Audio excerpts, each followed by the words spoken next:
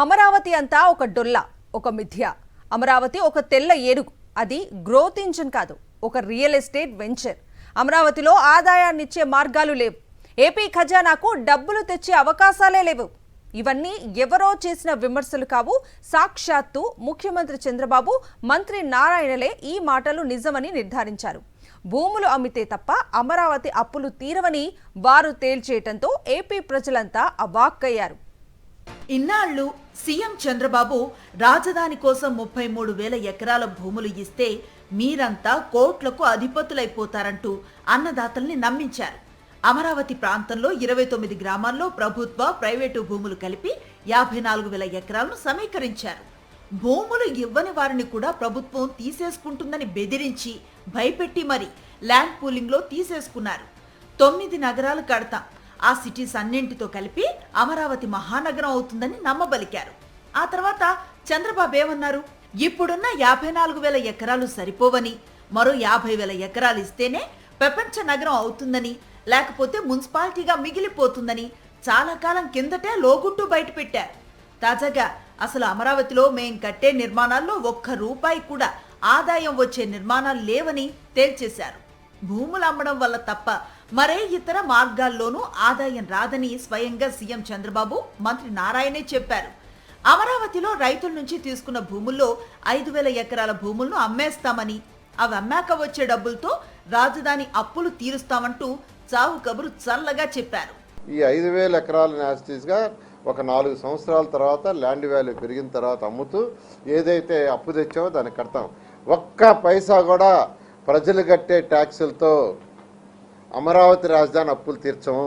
ముఖ్యమంత్రి గారు ఎన్నోసార్లు చెప్పారు, ఇప్పుడు కూడా చెప్తున్నాం. తీర్చేదానికి ఎలా అంటే 5,000 ఎకరాలు. అమరావతిలో 9 నగరాలు కడతాం, ఆ నగరాలతో భారీ ఆదాయాలు వచ్చేస్తాయి.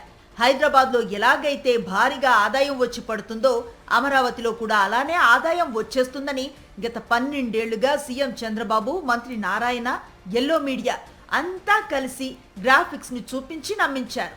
కానీ సీఎం చంద్రబాబు, మంత్రి నారాయణ తాజా ప్రకటనలతో అదంతా డొల్లని తేలిపోయింది. ఇన్నాళ్లు వైఎస్ఆర్ కాంగ్రెస్ పార్టీ ఇదే విషయాన్ని చెప్తే అడ్డంగా బుకాయించారు సీఎం చంద్రబాబు. ఇప్పుడు అసలు లెక్క అడిగేసరికి అడ్డంగా దొరికిపోయింది ప్రభుత్వం. ప్రస్తుతం ప్రభుత్వం దగ్గర ఉన్న 54,000 ఎకరాల అభివృద్ధికి 1,10,000 కోట్ల మౌలిక వస్తువుల కోసం ఖర్చు చేయాలని గతంలో సీఎం చంద్రబాబు నిర్ణయించారు. ఇదంతా 2014 నాటి లెక్క. ఇప్పుడు ఇష్టానుసారంగా టెండర్ల కాస్ట్ పెంచేశారు. శాశ్వత పరిపాలన భవనాలన్నీ నిర్మిస్తా అంటున్నారు. ఇప్పుడు ఈ అమరావతి మౌలిక వసతులకు సుమారు 2 లక్షల కోట్లు అవుతుందని తేల్చారు. ఆ 2 లక్షల కోట్ల అప్పు ఎలా తీరుస్తారంటే అమరావతిలో 5,000 ఎకరాల భూములు అమ్మి తీరుస్తామని నమ్మబలుకుతున్నారు. కానీ అమరావతిలో 12 ఏళ్లైనా ఒక్క ఎకరం కూడా ప్రభుత్వం అమ్మలేదు.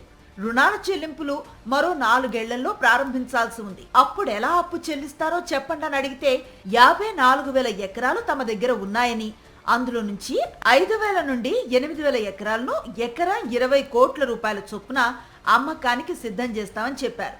అయితే అది సాధ్యమయ్యే పనేనా? ఆ మాటకొస్తే నారాయణ చెప్తున్న ఆ 5,000 ఎకరాలు కూడా గందరగోళ పరిస్థితుల్లో ఉన్నాయని రాజకీయ పరిశీలకులు అభిప్రాయపడుతున్నారు. భూములు అమ్మితే కానీ అమరావతి అప్పు తీరని పరిస్థితి అంటే అమరావతి ఓ రియల్ ఎస్టేట్ మోడల్ అవుతుంది, కానీ భవిష్యత్తు గ్రోత్ ఇంజన్ ఎలా అవుతుందని మేధావులు ప్రశ్నిస్తున్నారు.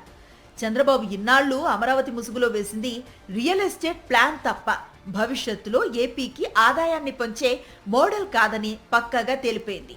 అమరావతి గుదిబండ అని చెప్పటానికి సీఎం చంద్రబాబు, మంత్రి నారాయణ వ్యాఖ్యలే నిదర్శనమని రాజకీయ విశ్లేషకులు, మేధావులతో పాటు సామాన్య ప్రజలు కూడా అభిప్రాయపడుతున్నారు.